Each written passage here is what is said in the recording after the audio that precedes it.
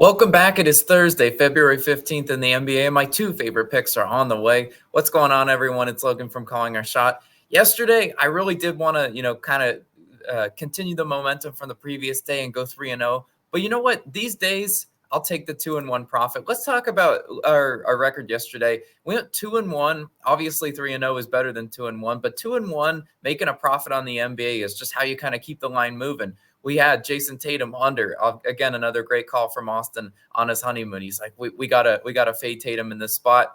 Celtics won by $1 billion. You'll have to see a blowout working in your favor. Then we also had the Raptors +4. I mean, what a sweat that one was at the very end. The Raptors did lose outright, but they did cover for us. Even if you got the +3.5, they still did cover that one. And then our last pick, we had the Houston Rockets -3.5. Nope. They wanted to go on the All-Star break early. They lost outright. They looked absolutely terrible last night. They had a lot more field goal attempts than the Grizzlies. Just didn't really want to make anything. That's okay. You know what? We live with taking these small profit days. You know why? Because since January 30th, we're 36-17, almost hitting 70% of our bets, and we're up, 15.38 units. That's what Austin and I's, goal is. If you can go at the worst 2-1 these days and get some 3-0s mixed in there, you're going to be really profitable betting NBA this time of year, and that's kind of our goal. Again, on this slate though, I only do have two picks because go look at the full slate. Yeah, there's only 3 games total. Do you want me to force a third? I don't think so. That's definitely not a recipe for success. And then also one more note I do want to talk about. This is the final day of Solo Logan. I know, I've you guys have shown me a lot of love in the comments. I really do appreciate that. Again, you will see Logan every single day. You'll see me with Austin paired on the MLB video. So if you're missing me, wait till baseball season. I don't know what we're gonna do. Kind of, post All-Star break. Austin is supposed to resume the videos by himself for those. So maybe we mix some spread picks, and we'll have to talk about it. I know you guys have given us a lot of feedback that you do like some spread picks mixed into the player props. But let's finish out this All-Star break. Again, no videos, for the All-Star game and everything like that. I know we're not going to beat the Gens and bet the All-Star game. You guys can go ahead and do that. Be my guest. But let's talk about the picks today. Again, we only have 2, but I still think they're going to absolutely hit. It's going to be Austin's player prop of the day, Jeremy Grant of the Trailblazers, over 19.5 points, -115 odds on Bet365, your best value there. I'm seeing 19.5 across all books at the time I'm recording this, but we would play this up to 20.5 or even play 20+ points up to -135. This line could be pretty sharp. So if he does land on 20, I don't want to tell everyone, oh, well, you got 21, too bad. You could lay a little bit of juice. I don't think that's the worst idea in the world. But let's talk about these props. Austin's delivered us 2 straight easy prop winners while on his honeymoon. I've helped put in the research, even though he's been just firing the plays away.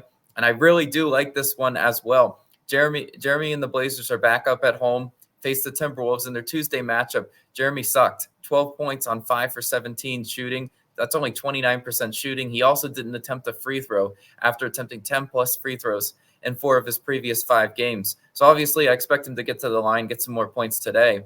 He missed shots that he's used to making in that game against the Wolves. Timberwolves are great defensively, but there's still enough points and usage to go around, especially for a guy like Jeremy Grant, especially with Brogdon still sidelined with an injury. Someone's got to step up. Someone's got to make these shots and take these shots. And I think that's going to be Jeremy Grant for us today. I doubt Minnesota changes their defensive scheme on Jeremy after just produced a sub 30% shooting night. However, throwing the same defense at a guy as talented as Jeremy Grant likely gets them into trouble. I think Jeremy Grant, you look at the numbers, he scored 13 and 12 points in his last 2 games versus Minnesota. He shot terribly, 4 for 15, 4 for 17. He's better than that. Shots will fall. And let's hope that the positive regression kicks in today. Let's talk about, and we've even got some more stats. Jeremy averaging 21.7 points per game. So he's averaging over this line anyway. He's scored 20+ points in 59% of games this season. And at home, he's averaging 24.7 points per game, scoring 20+ in 73% of games, including 8 out of his last 10. As noted earlier, Jeremy Grant has attempted 15+ field goal attempts in each of his last 2 games versus Minnesota. This season, he scored 20+ points in 81% of games with 15 plus shots. When the volume that is there, he's getting finding a way to get to 20, and that number improves to 86% at home. Prior to the last game versus Minnesota, Jeremy Grant has scored 20 plus points in 12 of 13 games at home when he attempted 15 plus shots. All these numbers to kind of say when he sees the volume, he should be able, to kind of finesse his way to 20 points and hit this over for us. He started last game alongside Kamara and Thibault, two very low usage players. Anthony Simons will get his, but Ayton is always a hit or miss guy. He just cooked the Timberwolves, so he's kind of doing egg tonight. A guy like DeAndre Ayton's very volatile. So all this to say, someone's got to step up. Someone's going to score the points tonight. And I think Jeremy Grant is in a prime position to do that. Could this game be a blowout? Yes, but I'd surprise if they hand out free money once again on the Timberwolves spread. We've seen in the NBA, these spreads can be pretty sharp sometimes. When you got a lot of people running back the previous result, that's always a recipe for disaster. Take a sport like baseball. I know that for a fact. You just assume in these matchups that the same thing happens.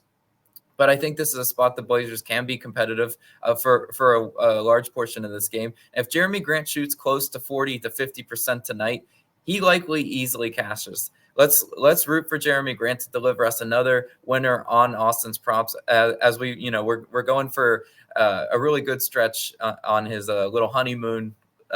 He sends the carrier pigeon my way. I unroll the thing and I'm like, oh, okay. I like what we're rolling with today. Austin's the player prop guy. I stay in my lane with the spreads, but I really do like Jeremy Grant to go over his 19.5 points. I co-sign that pick. Now let's go to our spread pick of the day. I'm laying the points with the Milwaukee Bucks minus 11, minus 110 odds on FanDuel. This also is playable at 11.5. If you're like, Logan, I have 11.5 on my book. Obviously, I'm going to play the 11 for even odds, for push potential, because these spread bets can be sharp. I always say be careful. It's hard to me to say a playable line, but yes, I do think it is playable at 11.5. If they win by 11 on the dot, I gotta say I'm sorry. But you could always wait to live bet the Bucks if they do come out slow. That's the beauty of spread betting, right? It's not like player props where you're like, oh, will they unlock the lines or not? No, the spread pretty much stays open, for most of the game. So I really do think the Bucks at whatever number you get, I'm laying the minus 11 because I have to come on here and tell you what the pregame odds are. But I still do like them at 11 because this is a terrible spot for Memphis. Memphis just snapped their 9-game losing streak last night and prevented us from sweeping. It was brutal. The Rockets just did us absolutely no favors. It was tough to watch.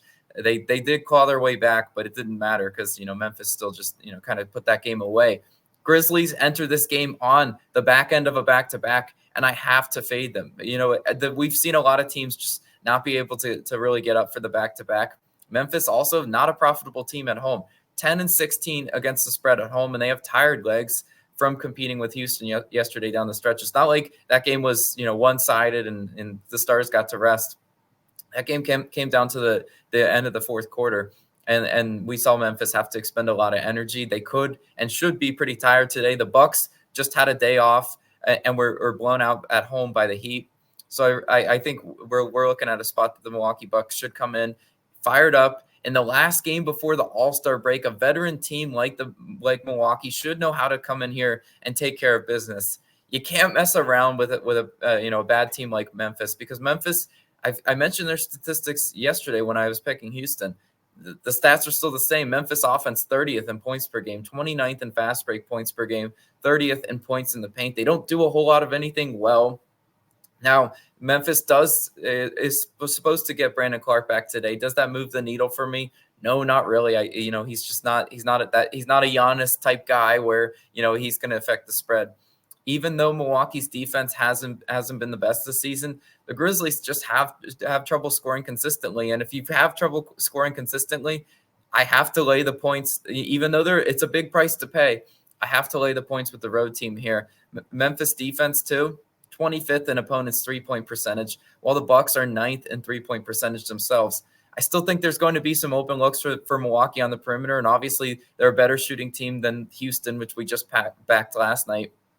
So could the Bucks foreseeably run and hide, just start raining threes? down on the Grizzlies. Absolutely. We also want to mention the Grizzlies. Poor rebounding team, 26th in opponents' rebounds per game. The Bucks are 10th in total rebounds per game themselves.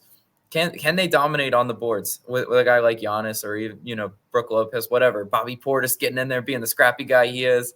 Yeah, absolutely. They can definitely dominate down there. They can out rebound Memphis. You out rebound Memphis, good things should happen. Last point to note: Giannis and Dame. Even the Bucks role players should be too much for a still injured Grizzlies team playing on a back-to-back right before the All-Star break. Just think this is a bad spot for the Memphis Grizzlies. I want a little bit of revenge from the absolutely piss-poor performance we saw from the Rockets last night. I think the Bucks take care of business in this one, and I think laying a big number isn't for the weak of heart or faint of heart, but I definitely think this is a good spot to target. And that'll do it for the spread pick of the day. Again, guys, it's only a 3-game slate. I'm not going to force a third pick. I could, but I'm not going to, because why would we want to do that, right? Let's just see if we can finish the All-Star breakout going 2-0. And as I mentioned at the top of the show, Austin will be back once the All-Star break does, it resumes, normal play happens. We'll see about me tossing the spread picks and stuff in the total picks. I obviously have to talk about that with him. But I want to thank you guys so much for tuning into these solo Logan videos. I've had a lot of fun, just kind of jumping in cold turkey to the NBA. Hopefully we can continue the winning ways. Let's end this All-Star break with a little mini 2-0 sweep, and that would be really awesome. This has been Logan from Calling Our Shot. Next time I see you, I don't know when I'll see you, but I'll see you on the next one.